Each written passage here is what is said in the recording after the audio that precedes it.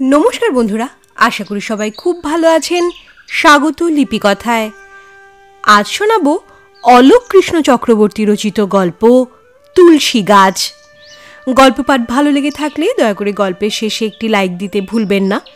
আর যে সকল শ্রোতা বন্ধুরা এখনও চ্যানেলটিকে সাবস্ক্রাইব করেননি, গল্প পাঠ ভালো লেগে থাকলে দয়া করে চ্যানেলটি সাবস্ক্রাইব করে নেবেন। শুরু করছি গল্প তুলসী গাছ।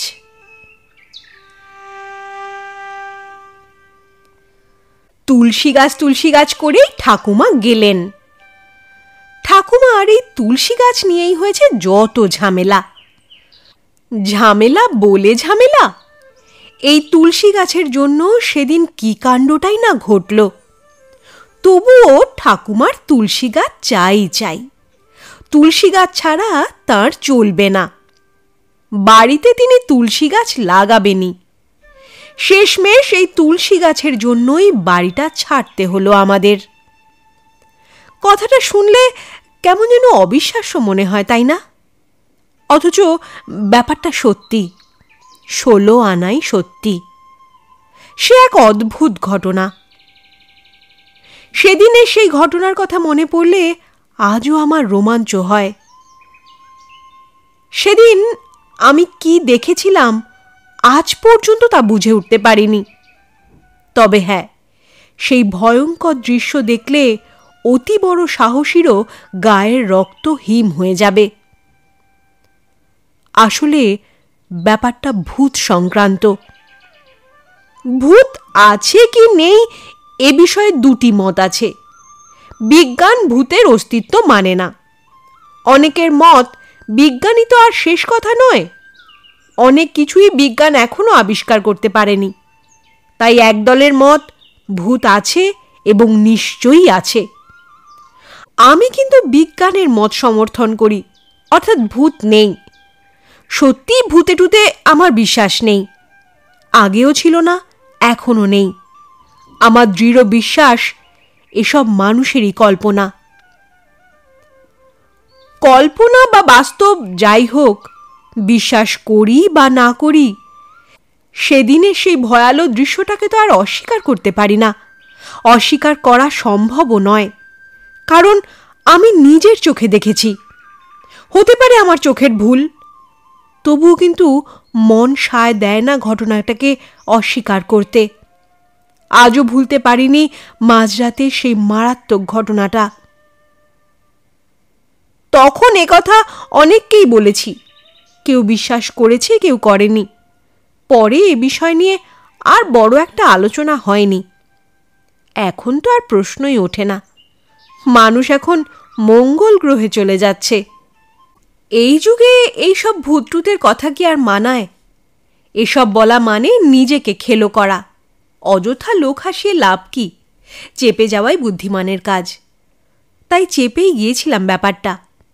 একদিন না একদিন হয়তো ভুলেও যেতাম। সত্যি কথা বলতে কি, ভুলতেই বসেছিলাম প্রায়। কিন্তু না, ভোলা আর হলো না। আমার বাড়িতে এক সম্পাদকের আবির্ভাবে পুরো ব্যাপারটা আবার মনে পড়ে গেল। শুধু মনে পড়েই গেল না, বাধ্য হলাম খুব ভালো করে মনে করতে। তাহলে ব্যাপারটা খুলেই বলি। কলেজ স্ট্রিট পাড়ার বহু সংকলন গ্রন্থের এক সম্পাদক হঠাৎ একদিন আমার বাড়িতে এসে জানান, তার নতুন সংকলন 2 বাংলার শ্রেষ্ঠ ভূতের গল্পের জন্যে একটি নতুন ভূতের গল্প দিতে হবে। সেই সঙ্গে একথাও তিনি বলেন, ভূতের গল্প মানেই তো শুধু কল্পনায় ভরা ভয়ের কাহিনী। তবে আমি যেন এমন একটা গল্প লিখি যা সত্যি বলে মনে হয়, এবং ভীষণ ভয়ের ব্যাপার থাকবে সেই গল্পে। পড়লে যেন গা ছমছম করে ওঠে, চোখের সামনে যেন সেই ভয়ঙ্কর ব্যাপার স্যাপারগুলো ভেসে ওঠে। সঙ্গে সঙ্গে আমার মনে পড়ে গেল বহু বছর আগে সেই গা ছমছম করা ঘটনাটা। এবার সেই গল্পটাই বলি। দেশ তখন ভাগ হয়ে গিয়েছে। আমাদের বাড়ি ছিল যশোরে। দেশের সম্পত্তি বেচে কলকাতায় বাড়ি কিনলাম। ছোট্ট বাড়ি, রন্ধ্রে বট অশ্বত্থের চারা, ছাদের কার্নিশ ভাঙা, ভেতরের প্লাস্টার খুলে পড়ছে, পেছনে সামান্য এক ফালি জায়গার মধ্যে ভাঙা ফাটা একটা বেদি। বেদিটা বেশ বড়, তবে সূর্য বোধহয় বাড়িটা তৈরি হওয়ার সময় বুঝেছিল যে এ বাড়িতে তার প্রবেশ নিষেধ। বাড়ির ভেতরে অন্ধকার, কি অন্ধকার! কবেকার বাড়ি কে জানে, দেখলে পোড়ো বাড়ি বলে মনে হয়। তবুও তো মাথা গোঁজার ঠাঁই মিলল। যশোরে ছিল আমাদের বিরাট বাড়ি, কমসে কম বিঘে 7 জমির ওপর সাজানো বাড়ি। চারিদিকে আম, জাম, নারকেল, সুপুরির গাছ, বাড়ির সঙ্গে লাগোয়া ফুলের বাগান, সামনে বিরাট পুকুর। এমন সুন্দর খোলামেলা বাড়ি বেচে কিনলাম এক মান্ধাতার আমলের অন্ধকার জরাজীর্ণ এই বাড়ি। সত্যি সত্যি এসে পড়লাম এক ঘুপচির মধ্যে। বাড়িতে ঢুকে আমরা রীতিমতো অস্বস্তি বোধ করি। হাত পা মেলে নড়াচড়া করা যায় না। কেমন একটা রুদ্ধ রুদ্ধ ভাব, যেন দম বন্ধ হয়ে আসে। কেউ খুশি নই। আমরা অখুশি হলেও ঠাকুমা কিন্তু খুশি। খুশির কারণ ওই বেদিটা। ওখানে ঠাকুমা তুলসী গাছ লাগাবেন। সত্যি এ এক অদ্ভুত শখ ঠাকুমার। দেশের বাড়িতে ঠাকুমার তুলসী মঞ্চ ছিল দেখার মতো। অনেকটা জায়গার উপর প্রকাণ্ড বেদি। সন্ধেবেলায় রেকাবিতে ক্ষীরের নাড়ু, বাতাসা, সন্দেশ সাজিয়ে তুলসী মঞ্চে সন্ধ্যা প্রদীপ দিতেন ঠাকুমা। আমরা ভাই বোনেরা রোজই সেই প্রসাদ খেতাম। সে কথা আজও মনে পড়ে। ঠাকুমা নতুন বাড়ির ভাঙা বেদিটা পরিষ্কার করে তার উপর মাটি ফেললেন। 2-4 দিনের মধ্যেই নিকোনো মাটিতে তুলসী গাছ পুঁতলেন। তুলসী গাছটা একটু বড় হলেই একটা শুভ দিন দেখে সন্ধ্যা প্রদীপ দিয়ে পুজো চালু করবেন। কিন্তু কোথায় পুজো আর কোথায় কি? ওই তুলসী গাছই যত নষ্টের মূল। শেষ পর্যন্ত ঠাকুমার তুলসী গাছও গেল, আমরাও বাড়ি ছাড়তে বাধ্য হলাম। ব্যাপারটা অদ্ভুত। সকালবেলার লাগানো তুলসী গাছটা পরের দিন সকালে হাওয়া। পরপর 3 দিন একই ঘটনা। ঠাকুরমা তো রেগে আগুন, আমাদের সকলকে ডাকলেন। তারপর শুরু হলো জেরা। সত্যি কথা বল, আমার গাছ কে তুলেছিস? তুলসী গাছ তো আর চোরে নিতে আসেনি। বরদা বলল, তোমার মাথাটা তো খারাপ হয়ে যায়নি তো? কে তুলতে যাবে তোমার তুলসী গাছ? তবে কি ভূতে তুলেছে? ঠাকুমা আরও রেগে গেলেন। আমি হাসতে হাসতে বললাম, হতে পারে, ভূতেই হয়তো তুলেছে তোমার তুলসী গাছ। হে নির্ঘাত তোর কাজ। ঠাকুমা বললেন, তুই যা বিচ্ছু, তোকে বিশ্বাস নেই।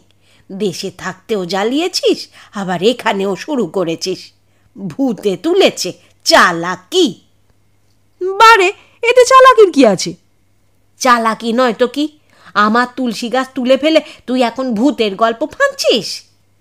যা বাবা, ভূতের গল্প ফাঁদতে যাব কেন? তোমার কাণ্ড দেখে মনে মনে হাসছিলাম, তাই। তাই ঠাট্টা করছিলি? কর, তবে আমি ঠিকই ধরে ফেলব। ভূত না মানুষ ভূত আমার চোখে ঠিকই ধরা পড়বে। যাক, এখন তোমরা যাও এখান থেকে। পরের দিনই ঠাকুমা আমাকে তার পাশে বসিয়ে আদর করে জিজ্ঞেস করলেন, বল তো দাদা ভাই, তুই কি সত্যি সত্যি বেদির কাছে কিছু দেখেছিস? অবাক হয়ে আমি ঠাকুমার মুখের দিকে তাকাই। আমার কাছে লুকোস না ভাই, সত্যি করে বল, তুই কিছু দেখেছিস কি না? কি দেখব? আমি তো তোমার কথা কিছুই বুঝতে পারছি না। কিছু একটা নিশ্চয়ই দেখেছিস, তা না হলে কি করে বললি ভূতে তুলসী গাছ তুলেছে? সত্যি কথা বলতে কি, ঠাকুরমার কথার মাথা মুন্ডু খুঁজে পাচ্ছিলাম না। তাই হাসতে হাসতেই বললাম, তুলসী গাছ করে তোমার মাথা খারাপ হয়ে গেছে। কি যে বলছো নিজেই তা বুঝতে পারছো না। পরিষ্কার করে খুলে বলো তো ব্যাপারটা। ঠাকুমা আমার দিকে তাকালেন, কানের কাছে মুখ এনে ফিসফিস করে বললেন, তুই ঠিকই দেখেছিস দাদা ভাই, ভূতই আমার তুলসী গাছ তুলে ফেলেছে। হো হো করে হেসে উঠে বললাম, নিশ্চয়ই তোমার চোখে ছানি পড়েছে ঠাকুমা। ঠাকুমা গম্ভীর হলেন, আমার মুখের দিকে তাকিয়ে বললেন, তুই কিচ্ছু দেখিসনি? আমি আবার কি দেখব?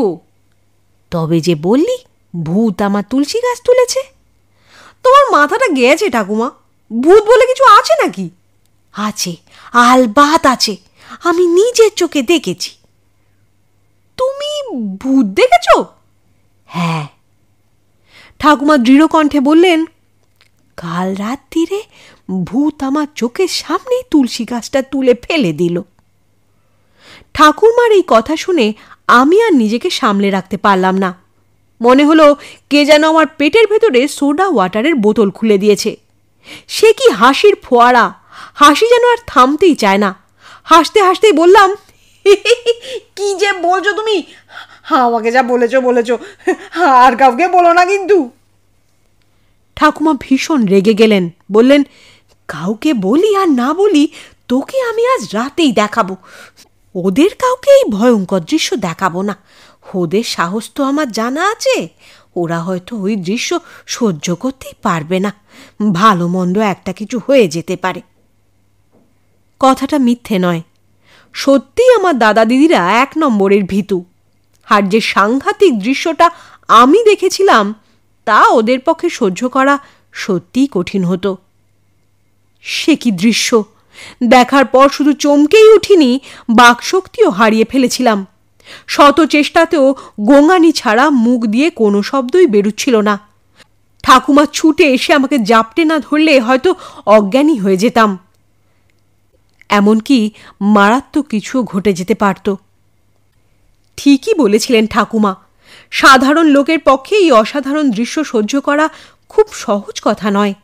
দুরন্ত সাহস না থাকলে ওই ভয়ালো দৃশ্য দেখে অনেকেরই অবস্থা সঙ্গীন হতে পারে। আরও কিছু একটা ঘটেও যেতে পারে। বরাবরই আমি দুরন্ত ডানপিটে ছিলাম, তাই ঠাকুমা আমাকে ওরকম মারাত্মক দৃশ্য দেখাতে কোনো রকম দ্বিধা করেননি।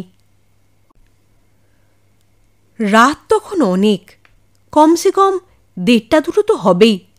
গোটা কলকাতা ঘুমে আচ্ছন্ন, আমাদের বাড়িও, রাস্তাঘাটও জনমানব শূন্য। ঠাকুমার ঘর ছিল 1 তলায়, সেখানে ছিলাম আমি। ঘর থেকে বেরিয়ে চারিদিক ভালো করে দেখে নিলেন ঠাকুমা। সব ঠিকঠাক আছে দেখে ঘর থেকে বেরিয়ে আসার জন্য ইশারায় আমাকে ডাকলেন। আস্তে আস্তে পা টিপে টিপে ঠাকুমার কাছে গিয়ে দাঁড়ালাম। চুপচাপ দাঁড়িয়ে আছি আমরা দুজনে। বেদিটা বেশ স্পষ্ট দেখা যাচ্ছে। সম্ভবত সেটা ছিল অমাবস্যার রাত্রি। বাড়ির ভেতরে ঘুটঘুটে অন্ধকার। ওপরে বাবা মার ঘর থেকে নাইট বাল্বের আলো জানালার ফাঁক দিয়ে ছড়িয়ে পড়েছে বাড়ির পেছনের ফাঁকা জায়গাটায়। তাই অন্ধকারের মধ্যেও বেদিটা স্পষ্টই দেখা যাচ্ছে। দেখা যাচ্ছে বেদির পাশের ডুমুর গাছটাও। মাঝে মাঝে হাওয়ায় ডুমুর গাছটা দুলছে, আলো আঁধারির খেলাও চলছে। রাস্তায় 2-1টা গাড়ি চলার শব্দ ছাড়া চারিদিক স্তব্ধ। স্তব্ধ আমাদের গোটা বাড়িটা। মনে হয় কোথাও যেন প্রাণের এতটুকু স্পন্দন নেই। কি হয় ভাব। বেশ গা ছমছম করা একটা অপার্থিব পরিবেশ। সন্ধ্যের দিকে আকাশে মেঘ জমেছিল। হঠাৎই তা থেকে গুড়ি গুড়ি বৃষ্টি পড়তে থাকে ফাঁকা জায়গাটার উপর। বৃষ্টি পড়ায় মনে হয় বেদিটা যেন ধোঁয়াশায় ভরা। মাঝে মাঝে বিদ্যুৎও চমকাতে থাকে। এই অন্ধকার থমথমে পরিবেশে দাঁড়িয়ে আছি তো দাঁড়িয়েই আছি। কাহাতক এভাবে দাঁড়িয়ে থাকা যায়? তাই ঠাকুমার কানের কাছে ফিসফিস করে বললাম, তোমার ভূত গেল কোথায়? নেমন্তন্ন খেতে? ঠাকুমা বললেন, চুপ চুপ, ভূত বলে কথা, ওরকম কথা একদম মুখে আনবি না। সে তো বুঝতেই পারছি, রাত কাবার হয়ে গেলেও তোমার ভূতের দেখা মিলবে না। মিলবে মিলবে, ঠিকই মিলবে। আমি নিজের চোখে দেখেছি। সে যে কি বিভৎস চেহারা। আজ ভূত আসবেই আসবে। কেন? আজ যে ভরা অমাবস্যা। তুই একটা কাজ কর দাদা ভাই, ঠিক এই জায়গাটায় দাঁড়া, আমি একটু বাথরুমে যাই। চিন্তার কিছু নেই, যাবো আর আসবো। তাছাড়া তোর তো খুবই সাহস। বলে ঠাকুমা বাথরুমের দিকে এগিয়ে গেলেন। ঠাকুমা বাথরুমে ঢুকতে না ঢুকতেই বেদির ওপর শুরু হলো ঘূর্ণিঝড়। বন বন বন বন করে ঘুরপাক খেতে থাকে রাশি রাশি খড়কুটো আর ঝরা পাতা। কি আশ্চর্য, হাওয়া নেই বললেই চলে। হালকা হাওয়ায় আস্তে আস্তে ডুমুর গাছটা দুলছে, অথচ শুধু বেদির উপরই দুরন্ত হাওয়া এবং রাশি রাশি খড়কুটো আর ঝরা পাতা। অদ্ভুত ব্যাপার, চোখ দুটো ভালো করে রগড়ে নিলাম। হ্যাঁ, ঠিকই দেখছি, ওই তো সামনেই ঘুরপাক খাচ্ছে খড়কুটো আর ঝরা পাতা, স্পষ্ট দেখা যাচ্ছে। হঠাৎ বেদির নিচ থেকে বিকট শব্দ ওঠে, সঙ্গে সঙ্গে আমি চমকে উঠলাম। মুহূর্তে এক ঝলক হিম শীতল বাতাস আছড়ে পড়ল আমার চোখে মুখে। আর ঠিক তখনই রাস্তার এক পাল নেড়িকুত্তা চিৎকার করে উঠল। আমার অবস্থা রীতিমতো সঙ্গীন, কর্পূরের মতো উবে গিয়েছে সমস্ত সাহস। ভয় আমি কাঠ হয়ে গিয়েছি। ভাবলাম ঠাকুমাকে বাথরুমে যাওয়ার আর সময় পেলেন না। ঠিক সেই সময় আবার কান ফাটানো শব্দে বাজ পড়ল কোথাও। দেখতে দেখতে সিমেন্টের বেদিটা ভেঙে চৌচির হয়ে গেল। সঙ্গে সঙ্গে তার ভেতর থেকে বিরাট চেহারার এক মধ্যবয়সী লোকের আবির্ভাব। লোকটা বেদির ওপর উঠে দাঁড়ায়। লোকটা সারা মুখে গোঁফ দাড়ি, করমচার মতো লাল চোখ দুটো বিভৎসভাবে বেরিয়ে আছে। মনে হয় চোখ দিয়েই যেন আমায় গিলে ফেলবে। ভাঙা বেদিটা সমানে কাঁপছে। হঠাৎ বেদির চারপাশে আগুন জ্বলে ওঠে, লেলিহান শিখা। লোকটা কটমট করে তাকায় আমার দিকে, তারপর এক টানে তুলসী গাছটা তুলে ফেলে। সঙ্গে বিকট বাজের শব্দ। সে কি চোখ ধাঁধানো বিদ্যুতের আলো! হঠাৎ সেই সময় বুঝি একটা পেঁচাও ডেকে ওঠে বিকট শব্দে। ওই ভয়ঙ্কর পরিবেশে কুৎসিত বিভৎস লোকটা বেদির উপর দাঁড়িয়ে জ্বলন্ত চোখে আমার দিকে তাকিয়ে আছে। তাকিয়ে আছে তো আছেই। বুঝলাম আমার মধ্যে আর আমি নেই। মেরুদণ্ড দিয়ে ঠান্ডা শিহরণ বইছে, বুকের স্পন্দন ভীষণ দ্রুত হচ্ছে। চিৎকার করতে গেলাম, কিন্তু গলা দিয়ে আওয়াজ বেরোলো না। শরীরটা কেমন যেন ভারী হয়ে গিয়েছে, নড়াচড়ার ক্ষমতা নেই। হঠাৎ দেখি ওই ভয়ালো মূর্তিটার হাত দুটো বড় হচ্ছে আর আমার দিকেই একটু একটু করে এগিয়ে আসছে। সেই সঙ্গে টকটকে লাল চোখ দুটো ক্রমশ হিংস্র হচ্ছে। ওই হিংস্র চোখও যেন বিশ্রীভাবে বেরিয়ে আসছে। পৈশাচিক উল্লাসে ভয়ঙ্কর চেহারার মূর্তিটা যেন ক্ষেপে উঠেছে। ওই যে হাত দুটো আরো এগিয়ে আসছে। হাতের নখগুলো একইভাবে হাতের সঙ্গে বড় হচ্ছে। নিশুতি রাতে একা আমি দাঁড়িয়ে আছি অন্ধকার গলির মধ্যে। চোখের সামনে সেই ভয়ঙ্কর দৃশ্য। গুড়ি গুড়ি বৃষ্টিও পড়ছে বোধহয়।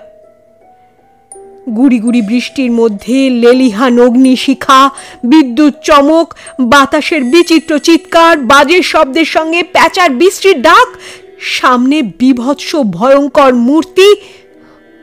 আমি কেন? পৃথিবীর অতি বড় সাহসীও ওই অন্ধকার নিশুতি রাত্রে এই দৃশ্য সহ্য করতে পারবে না। ওই যে আবার ভয়ঙ্কর ভয়ালো মূর্তিটা আমার দিকে কটমট করে তাকিয়ে হঠাৎ হাত দুটো অনেকটা এগিয়ে দিল। হ্যাঁ, হাত দুটো প্রায় এসে গেছে আমার গলার কাছে, আরো কাছে, একেবারে কাছে। কদাকার মূর্তিটা আমার গলা টিপে ধরল বলে